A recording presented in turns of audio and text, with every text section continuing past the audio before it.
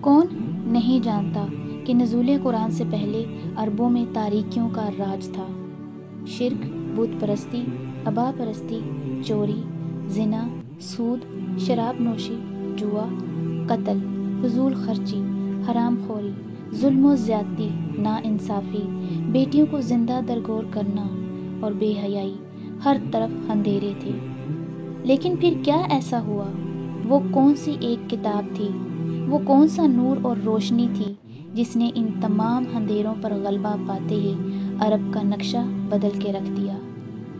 میں آپ سب سے پوچھتی ہوں، کیا وہ ان میں سے کوئی ایک کتاب تھی؟ صحیح بخاری، صحیح مسلم، سنن ابو داؤد، جامع ترمذی، سنن نسائی، سنن ابن ماجہ، کتاب الکافی، استبصار، تہذیب الاحکام، ملا یحذر والفقہ، یا ان کے علاوہ اور حدیثوں کی کتاب؟ نہیں نا۔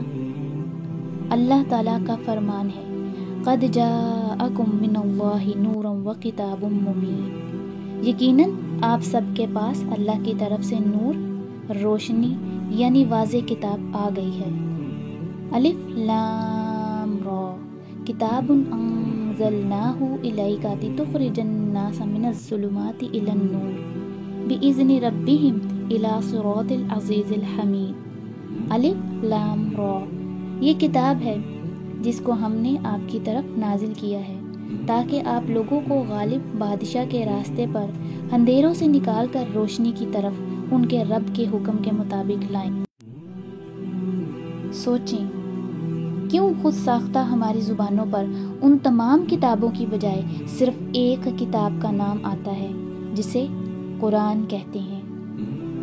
آج کے دور میں جہاں بیٹی کو زندہ درگور تو نہیں کیا جاتا، لیکن ایک ظالم سفاک باپ معصوم پھول جیسی بیٹی کی پیدائش پر اسے گولیوں سے چھلنی کر دیتا ہے۔